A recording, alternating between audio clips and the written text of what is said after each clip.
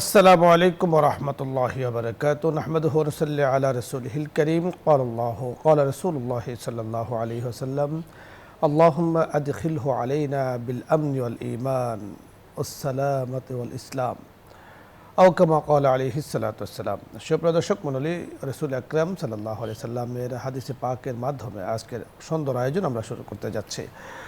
আল্লাহ রাব্বুল করিম আমাদেরকে জীবন দিয়েছেন, আমাদেরকে মানুষ বানিয়েছেন, আমাদেরকে মুসলমান বানিয়েছেন। তাই মুসলমান বানিয়ে আমাদেরকে শরিয়ত দিয়েছেন। একজন মুসলমানের জন্য ইসলামের রীতিনীতি মেনে চলা অত্যন্ত জরুরি, কারণ মুসলমানিত্বের উপরে টিকে থাকার প্রধানতম মাধ্যম হলো ইসলামের যে রীতিনীতি, তাহজিব, তামাদ্দুন, কৃষ্টি কালচারগুলো মেনে চলা। কখনো একজন মুসলিম নন মুসলিমের কোনো কৃষ্টি কালচার ধরে রাখতে পারে না বা তা অনুকরণ করতে পারে না। জীবনে পরিবর্তনশীল, আমাদের জীবনটাই পরিবর্তনশীল, যাই দিন কখনো ফিরে আসে না। আমাদের শিশুকাল ছিল, যৌবনকাল চলছে, বার্ধক্যে আমরা পড়ে গিয়েছি, কিন্তু কোনোটাই তো স্থায়ী নয়, চলে যাবে। বার্ধক্যকাল এক সময় চলে যাবে, যাই দিন কখনো ফিরে আসে না। এজন্য বছর আসবে, বছর যাবে, মাস আসবে, মাস যাবে। এজন্য আগত দিনের জন্য আল্লাহ তাআলার কাছে দোয়া করো, আল্লাহুম্মা আদখিলহু আলাইনা, আল্লাহ আগত বছর, যে বছরটি আসছে, আপনি আমাদের জন্য নিরাপদ বানান। ঈমানের সাথে যেন বেঁচে থাকতে পারি, নিরাপত্তার সাথে যেন বেঁচে থাকতে পারি, শান্তির সাথে যেন বেঁচে থাকতে পারি। অতীতের আমাদের যে মন্দ কর্মগুলো ছিল, আল্লাহ আপনার কাছে আমরা ক্ষমা চাই। তো আজকে আমরা আলোচনা করব ইসলামের দৃষ্টিতে নববর্ষ পালনের বিধান। এই বিষয় নিয়ে আলোচক রয়েছেন আমাদের সাথে বিশিষ্ট ইসলামী চিন্তাবিদ, শিক্ষাবিদ, মিডিয়া আলোচক শেখ মুফতি আব্দুল বাতেন কাসিমি, খতিব, মিরপুর কেন্দ্রীয় জামে মসজিদ, পল্লবী, ঢাকা। আসসালামু আলাইকুম ওয়া রাহমাতুল্লাহ। ওয়ালাইকুম আসসালাম ওয়া রাহমাতুল্লাহ। শেখ কেমন আছেন? জি আলহামদুলিল্লাহ, আপনি ভালো আছেন? আলহামদুলিল্লাহ, আল্লাহ তাআলা ভালো রেখেছেন। আপনার কাছে আমরা ইসলামের বিধান নিয়েই কথা শুনবো, কারণ আমাদের সবসময় মনে রাখতে হবে আমাদের এই অনুষ্ঠান বা আলোচনা আমরা এখানে ইসলামের কোরআন সুন্নাহর আলোকে করে থাকি, কারণ আমাদের প্রোগ্রামটা হলো ইসলামিক প্রোগ্রাম। তো ইসলামের দৃষ্টিতে নববর্ষ পালনের যে বিধানগুলো রয়েছে আপনার কাছে আমরা শুনবো। আলহামদুলিল্লাহ, অত্যন্ত চমৎকার একটি বিষয়, যুগ উপযোগী এবং সময় উপযোগী। কোরআনে কারীমে সূরাতুল মুলুকের মধ্যে সূরাতুল মুলকের 2 নম্বর আয়াতে আল্লাহ তাআলা ইরশাদ করেন, আল্লাযী খালাকাল মাউতা ওয়াল হায়াতা লিয়াবলুয়াকুম আইয়ুকুম আহসানু আমালা। হায়াত নামক একটি মহামূল্যবান দৌলত আল্লাহ তাআলা আমাদেরকে নসিব করেছেন। তাই আল্লাহ তাআলা বলেন, তোমাদেরকে এই হায়াত আর মওত আমি আল্লাহ দিয়েছি, উদ্দেশ্য একটাই, তোমাদের মধ্যে কে উত্তম আমল করেন, ভালো আমল করেন, সেটা পরীক্ষা করার জন্য। তো মোহতারাম, আপনি ঠিকই বলেছেন যে তিলকাল আইয়াম নুদাবিলুহা বাইনান নাস। কোরআনে আল্লাহর এক জায়গায় ইরশাদ করেন যে এই দিনগুলো তো মানুষের মধ্যে পরিবর্তনশীল, দিন যায় আসে, যা চলে যায় আর কোনো দিন ফেরত আসে না। তো একটি বছর আমাদের কাছ থেকে বিদায় নিতে যাচ্ছে, বাংলা নববর্ষ আসতেছে আমাদের সামনে। বা আরবি বলেন, ইংরেজি বলেন, মানুষের জীবন থেকে যে সময়টা চলে যায় এটা কখনো ফেরত পাওয়া যাবে না। এই জন্য আরবিতে বলা হয় আল ওয়াক্তু আসমানু মিনাদ দাহাব, সময়টা স্বর্ণের চেয়েও, হীরার চেয়েও অনেক দামি। যারা এই সময়টাকে কাজে লাগায় তারাই আসলে অত্যন্ত ভাগ্যবান হয়ে যায়, তারাই আসলে অত্যন্ত সফলতার উচ্চ শিখরে পৌঁছে যায়। দেখুন, আসলে এই যে আমাদের জীবন থেকে একটি বছর মাইনাস হতে যাচ্ছে বাংলা ক্যালেন্ডার হিসাবে, সেই বছরে বুদ্ধিমান যারা, তারা হিসাব করে যে আমার গেল বছরটা আমার কিভাবে কাটলো। যেমন হযরত ওমর ইবনুল খাত্তাব রাদিয়াল্লাহু তাআলা আনহু থেকে বর্ণিত, হাসিবু ক্বাবলা আন তুহাসাবু, তোমার কাছ থেকে তো একসময় তোমার জীবনের হিসাব নেওয়া হবে, কড়ায় কড়ায়, জর্রায় জর্রায় হিসাব নেওয়া হবে। কিন্তু সেই হিসাবটা নেওয়ার আগে তুমি তোমার হিসাব মিলিয়ে নাও যে বিগত বছরটা আমার কেমন গেল, ভালো গেল না খারাপ গেল। তার থেকে যদি আমার ত্রুটি বিচ্যুতিগুলো আমি ক্যালকুলেশন করে, সেই ত্রুটি বিচ্যুতিগুলোকে আমি যদি পুনরায় শুধরেই নিই, আর ভালো যদি আমার কম হয়ে থাকে, নেক আমল ভালো কাজ কম হয়ে থাকলে আগত বৎসরের জন্য আমি পণ করে নেওয়া যে আমি এই কাজগুলো আর করব না, আমার জীবনের মধ্যে ভালো কিছু করারই আমি চেষ্টা করব। তাইলেই আল্লাহ তাআলা আমাদের যেই জন্য সৃষ্টি করেছেন যে তোমাদের মধ্যে কে ভালো কাজে, উত্তম কাজে অগ্রগামী, সেটা পরীক্ষা করার জন্যেই তোমাদেরকে আমি সৃষ্টি করেছি। তাইলে আমাদের যে সৃষ্টির যে লক্ষ্য আর উদ্দেশ্য সেটার দিকে আমরা পৌঁছতে পারবো, টার্গেটের দিকে আমরা পৌঁছতে পারবো। মোহতারাম, আল্লাহ পাক রব্বুল আলামিন আমাদের এই জীবনটাকেই জান্নাতের সামান, মূলধন, সঞ্চয় হিসাবে আল্লাহ তাআলা দিয়েছেন। যারা ভালো খারাপভাবে অতিবাহিত করবে তাদের কাছ থেকেও সময় চলে যাবে, ভালোভাবে যারা অতিবাহিত করবে তাদের কাছ থেকেও সময় বিদায় নেবে। কিন্তু ভাগ্যবানকে যে সময়টাকে হিসাব করে করে কাজে লাগায়, যে বিগত বছরে আমার কি হয়েছে, সামনে আমি কি করব, একটা প্ল্যান করে নেওয়া, একটা পরিকল্পনা সাজিয়ে নেওয়া, এটাই হলো বুদ্ধিমানের কাজ। আপনি চমৎকার বলছিলেন। দর্শক মণ্ডলী, আলোচনা করছেন শেখ ফজিলাতুল শেখ মুফতি আব্দুল বাতেন কাসিমি। সত্যি আমাদের জীবন কাল চলে যাচ্ছে। কবি বড় চমৎকার বলেছেন, আরবি কবি, আশাবা সাগীর ও আফনাল কবির কাররুল গাদাতি ওয়া মাররুল আশি। আশাবা সাগীর, ছোট শিশু যুবক হয়ে গিয়েছে। আফনাল কবির, বুড়া মানুষ আস্তে আস্তে একদম বার্ধক্যের শেষ সীমানা পর্যন্ত পৌঁছে গিয়েছে। সেটা হচ্ছে, সেটা হবে।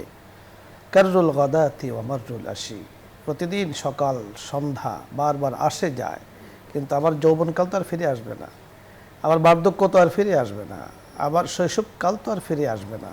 স্মৃতিগুলো মনে হবে, স্মৃতিগুলো মনে করে আমি মনোরন্থন করে আমি কষ্ট পাবো, বেদনা পাবো, আনন্দিত হব, কিন্তু সেই সময়কালকে ফিরিয়ে আনতে পারবো না। বিগত বছর চলে গিয়েছে, সে বছরকে আমরা ফিরিয়ে আনতে পারবো না। তাই বছরের সূচনাতেই আমরা এমন কাজ করব যে কাজ দ্বারা আমার আল্লাহ আমার উপরে খুশি হন, আমার মালিক আমার উপরে খুশি হন। দেখুন, মালিক খুশি হয় কিসের মাধ্যমে? সেজদার মাধ্যমে। আমার আল্লাহ তাআলা আমাকে খুশি হন। আমি শুকরিয়া আদায় করব, আল্লাহ বিগত বছর আপনি আমাকে সুস্থ রেখেছেন, ভালো রেখেছেন, নেয়ামত দিয়েছেন, শুকরিয়া আদায় করছে সেজদার মাধ্যমে, ইবাদতের মাধ্যমে। যে ব্যক্তির সেজদা সুন্দর, যার ইবাদত সুন্দর, তার জিন্দেগি সুন্দর, যার জীবন সুন্দর, তার মওত সুন্দর, যার মওত সুন্দর, তার কবর সুন্দর, যার কবর সুন্দর, তার জান্নাত তার জন্য নির্ধারিত। সুবহানাল্লাহ। এই জন্য দর্শকপুরের এই বিষয়গুলোকে আমাদের খেয়াল রাখতে হবে।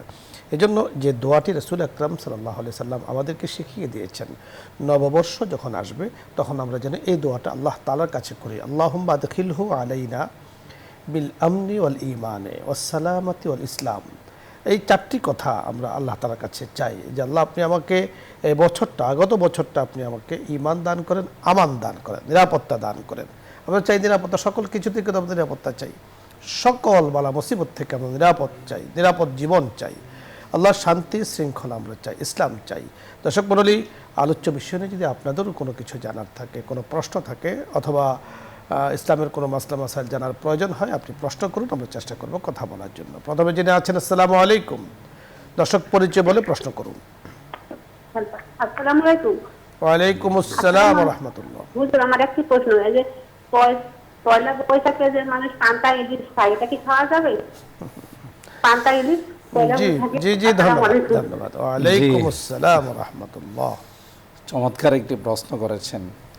আসলে আমরা আগেই বলেছি যে ইসলামের দৃষ্টিকোণ থেকে পয়লা নববর্ষ, ইসলাম এই জাতীয় কোনো কিছুকে, কোনো শুভ লক্ষণ বা এই জাতীয় কোনো কিছুকে ইসলাম এলাও করে না। শুভ লক্ষণ হিসাবে নট এলাও, অর্থাৎ এলাও করে না। তবে পান্তা আর ইলিশ খেতে তো নিষেধ নেই। এটাকে কোনো উপলক্ষ করে খাওয়াটা সেখানে, বা এটাই নববর্ষ পালন, এটাই এক বছরে আপনি মাছ পাকালেন, পরের বছরে খেলেন, এই ধরনের একটা সংস্কৃতি, দেশীয় সংস্কৃতি থাকতে পারে।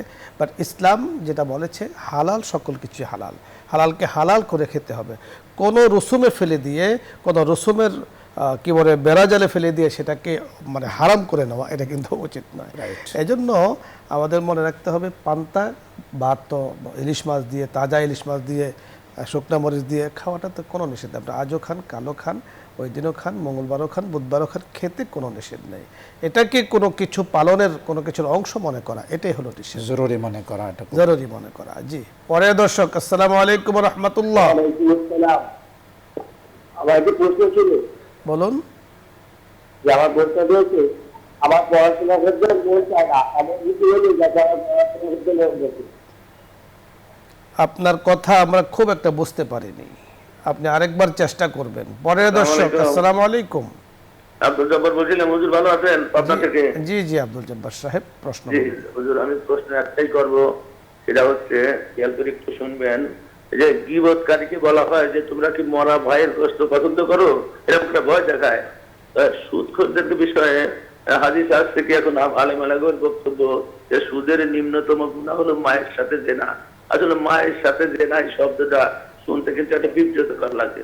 আমি তো জানতে চাচ্ছি ধন্যবাদ। আপনার কাছে খুব নিকৃষ্ট মনে হচ্ছে যে হাদিসে পাকে এমন একটি শব্দ ব্যবহার করেছে যেটা খুবই নিকৃষ্ট। এর থেকেও নিকৃষ্ট হলো সুদ খাওয়া। এই কথা বোঝানোর জন্য আসলে এই শব্দটি বলেছে। শায়েখের কাছে আমরা বিস্তারিত আলোচনা। জি মোহতারাম, তিনি যে প্রশ্ন করলেন, আসলে তো কোরআনে কারিমে আল্লাহ তাআলা এই কথা ইরশাদ করেছেন, আইয়ুহিব্বু আহাদুকুম আইয়াকুলা লাহমা আখিহি মাইতান ফাকারিহতুম। সূরা আল হুজুরাতের মধ্যে আল্লাহ তাআলা বলেন, তুমি যখন কারো গীবত করো, পরনিন্দা বা অন্যের দুশ্চর্চা করো, এটা এতটাই জঘন্যতম, যেমনটা শেখ আপনি বলেছেন, এটা জঘন্যতম, অত্যন্ত নিকৃষ্টতম বোঝানোর জন্যই যে একজন মানুষ তার এমনিতেও ভাইয়ের গোশত খাওয়াটাই অত্যন্ত জঘন্যতম, তারপরে সে ভাই যদি আবার মারা যায়, এটা তো আরও জঘন্যতম। তার চেয়ে তো জঘন্যতম হলো কাহারও গীবত করা, কাহারও দুশ্চর্চা করা, যেগুলো শুনলে তিনি অত্যন্ত কষ্ট পাবেন, ব্যথা পাবেন। ঠিক তদ্রূপ সুদের ব্যাপারটাও তাই। সুদ যে জঘন্যতম একটি অপরাধ। আপনি সে খেয়াল করবেন যে আল্লাহ রাব্বুল আলামিন কোনো গুনার বিষয়ে কিন্তু যুদ্ধের ডিক্লার দেন নাই, কিন্তু সুদের বিষয়ে আল্লাহ বলেন, যদি এত কিছু বলার পরেও সুদ বর্জন না করো, বা ইল্লাম তাফআলু ফাআযানু বিহারবিম মিনাল্লাহি ওয়া রাসূলি, আল্লাহ এবং আল্লাহর নবীর সঙ্গে তুমি যুদ্ধ করতে রেডি হয়ে যাও, তাহলে কত বড় জঘন্যতম কঠিন এক অপরাধ সুদি কারবার করা। এটা বোঝানোর জন্য আল্লাহ পাক এই দৃষ্টান্তগুলো দিয়েছেন। রাসূল আকরাম সাল্লাল্লাহু আলাইহি সাল্লামের হাদিসে বলা হয়েছে, সুতরাং সর্বপ্রথম আপনার জন্য আমার জন্য যে শিক্ষণীয় তা হলো কোরআন হাদিসে যা বলা হয়েছে তা মেনে নেয়া। এর মধ্যেই হলো মুসলমানিত্বের বহির্প্রকাশ। মুসলমানের কাছে এটাই শরীয়ত দাবি করে, আসা আন তাকরাহু শাইআন ওয়া হুয়া খায়রুল লাকুম। আপনার কাছে অপছন্দনীয় হচ্ছে এই শব্দটা কেন বলা হলো, কেন করা হলো? যে মরা জন্তুর গোশত, ভাইয়ের গোশত কীভাবে খায়, মায়ের সাথে জানা, কেমন যেন শুনতে, ওটা এর থেকেও আরও নিকৃষ্টতম। মানুষ যেন এর থেকে বিরত থাকে।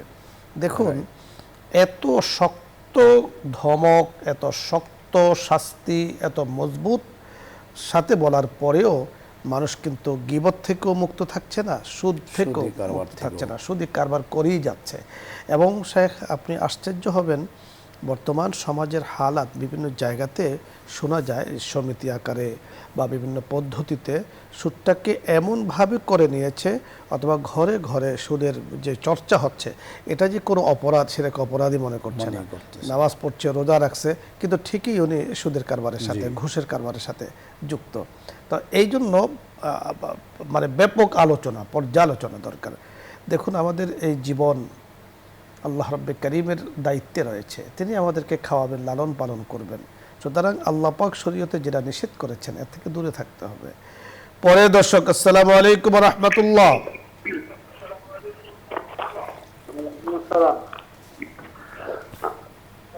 আচ্ছা হুজুর, আমি ফোন করছি, আমি যে ইসলামী ব্যাংকের কিছু টাকা রাখছি, 8-10 লাখ টাকা রাখছি, 3 মাস মেয়াদি, 1 বছর মেয়াদি মাসে, এটা কি হবে নাকি? বুঝতে পেরেছেন কিছুটা? আপনি বারবার কথা বলছেন, আসলে আমাদের কাছে অস্পষ্ট হয়ে আপনার কথাগুলো আসছে, আমরা দুঃখিত। পরের দর্শক, আসসালামু আলাইকুম ওয়া রাহমাতুল্লাহ।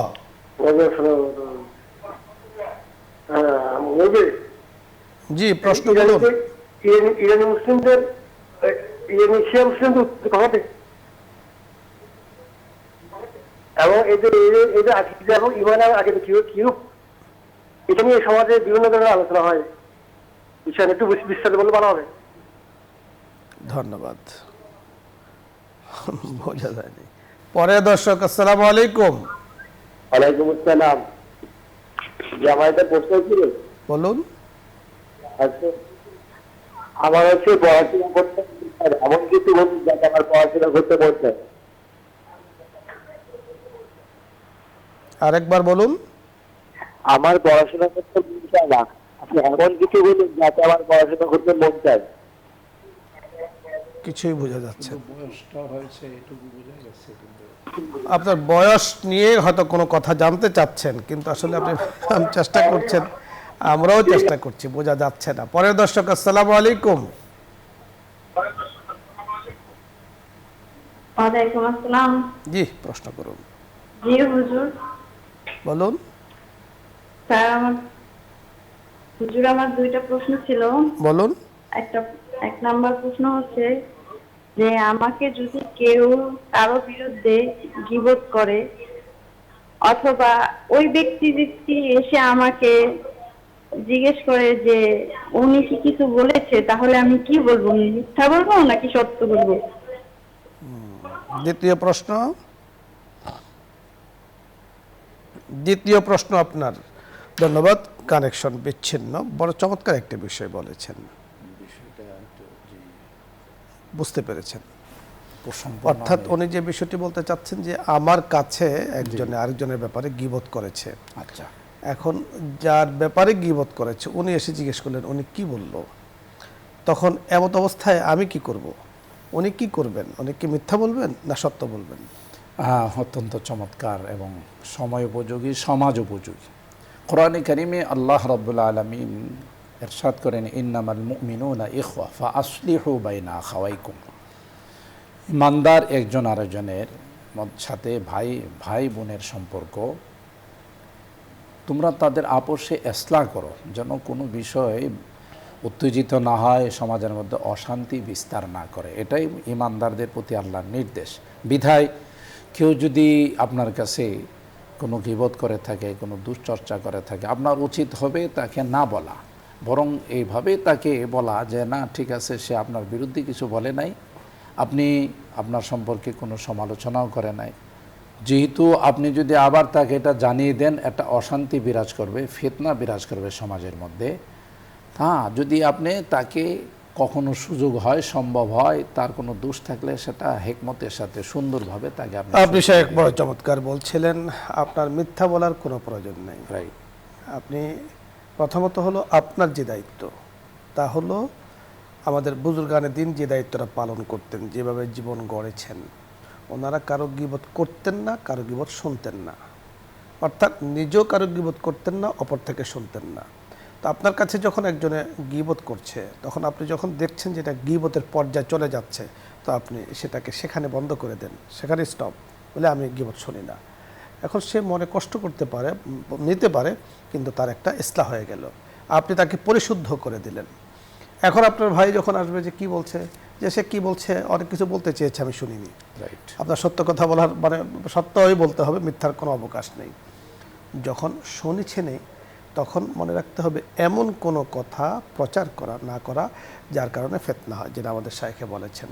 আপনি অত্যন্ত হিকমত কৌশল অবলম্বন করে আপনার যে আল্লাহ তাআলা মেধা দিয়েছেন, সেই মেধা খাটিয়ে দুইজনের মাঝে যেন সম্পর্ক স্থাপিত হয়, নষ্ট না হয়। এটা ইসলামের শিক্ষা। তুমি সম্পর্ক জোড়ো, সম্পর্ক তোড়ো না। আমাদের বুজুর্গানের দিন বলেন, দুই ভাইয়ের মাঝে সম্পর্ক স্থাপন করে দাও, নষ্ট করো না। সেই পন্থায় কিন্তু আপনাকে অবলম্বন করতে হবে। সাবধান, মিথ্যা কোনো রাস্তায় যাওয়া যাবে না।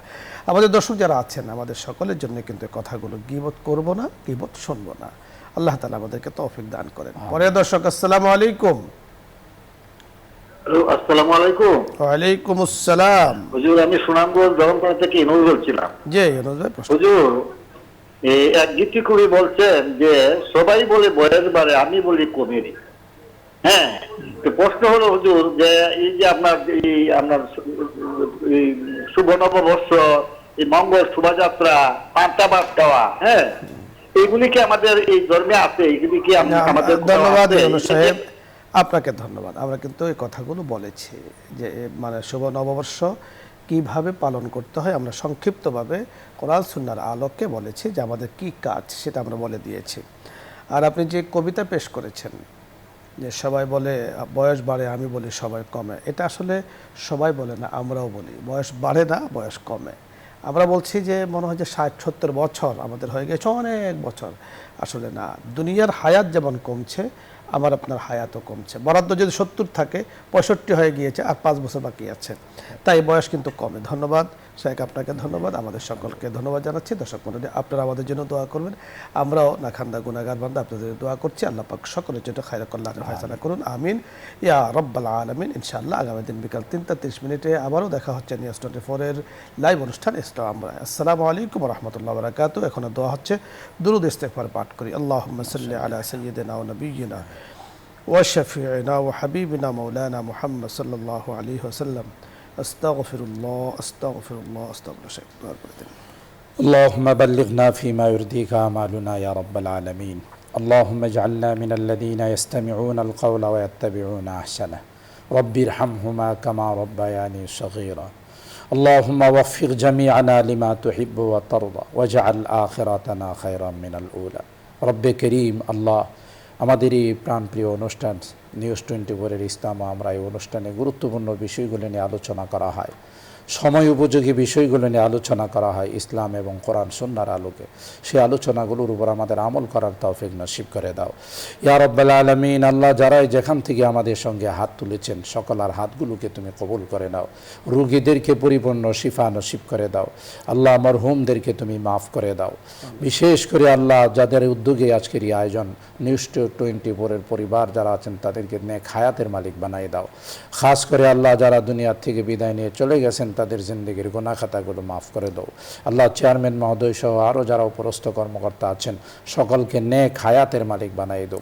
আসমানি জমিনি বিপদ আপদ থেকে হেফাজত করো আল্লাহ। ওনাদের আত্মীয় স্বজন যারা কবরে শুয়ে আছেন তাদের জীবনের গুনাহ খাতাগুলো মাফ করে দাও, কবরগুলোকে জান্নাতের টুকরা বানিয়ে দাও ইয়া আল্লাহ। আমরা যারা হাত তুলেছি আমাদের অনেকেরই মা বাবা, দাদা দাদি, নানা নানি, শ্বশুর শাশুড়ি, ভাই বেরাদর, আত্মীয় স্বজন যারা অন্ধকার কবরে শুয়ে আছেন সকলকে তুমি মাফ করে দাও ইয়া আল্লাহ। তাদের কবরগুলো জান্নাতের টুকরা বানিয়ে দাও ইয়া আল্লাহ। আমাদেরকে নেক হায়াতের মালিক বানায় দাও আল্লাহ। আমাদের একটি বছর যায় আর একটি বছর আসে, আমরা যেন বিগত বছর থেকে শিক্ষা নিয়ে সামনের বছরগুলো গঠন করতে পারি, সফলভাবে কাটাইতে পারি, সেই তৌফিক নসিব করে দাও। সুবহানা রাব্বিকা রাব্বিল ইজ্জাতি আম্মা ইয়াসিফুন ওয়া সালামুন আলাল মুরসালিন ওয়ালহামদুলিল্লাহি রাব্বিল আলামিন।